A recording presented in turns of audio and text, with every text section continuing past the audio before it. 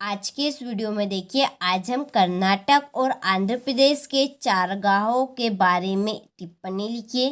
तो आज की इस वीडियो में इस प्रश्न का हम अध्ययन करेंगे कि कर्नाटक और आंध्र प्रदेश के चरवाहों के बारे में बताइए या टिप्पणी लिखिए। तो आइए हम देखते हैं कर्नाटक और आंध्र प्रदेश के चरवाहों के बारे में।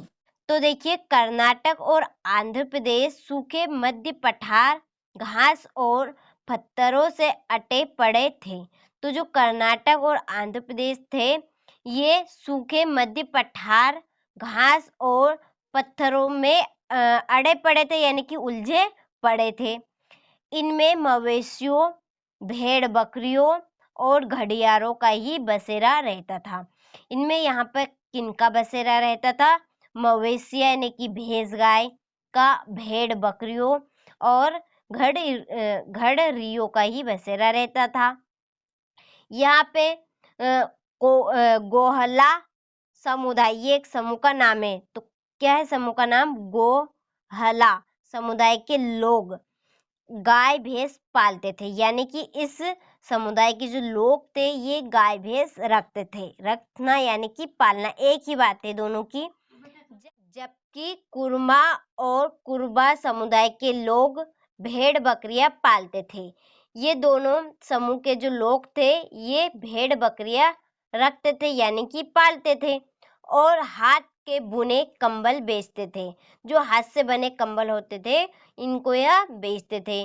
तो ये लोग जंगलों और छोटे छोटे खेतों के आसपास रहते थे, ताकि इनकी भेड़ बकरियां भी चर सके और ये अच्छे से उनको पाल सके, और हाथ से बने जो कंबल है इनको भी यहाँ बेच सके। इसलिए ये जंगल और छोटे छोटे जो खेत होते हैं उनके आसपास रहते थे।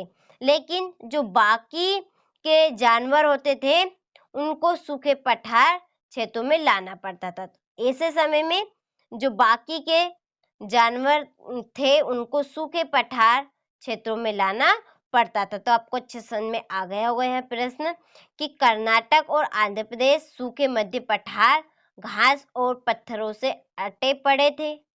इनमें मवेशियां और भेड़ बकरियां और घड़ियालों का ही बसेरा रहता था। यहाँ के जो कोलाहा समुदाय के जो लोग थे वहाँ गाय भैंस पालते थे, जबकि कुरमा और कुरबा समुदाय के लोग भेड़ बकरियां पालते थे। साथ ही साथ ये हाथ से बुने कंबल को बेचते थे।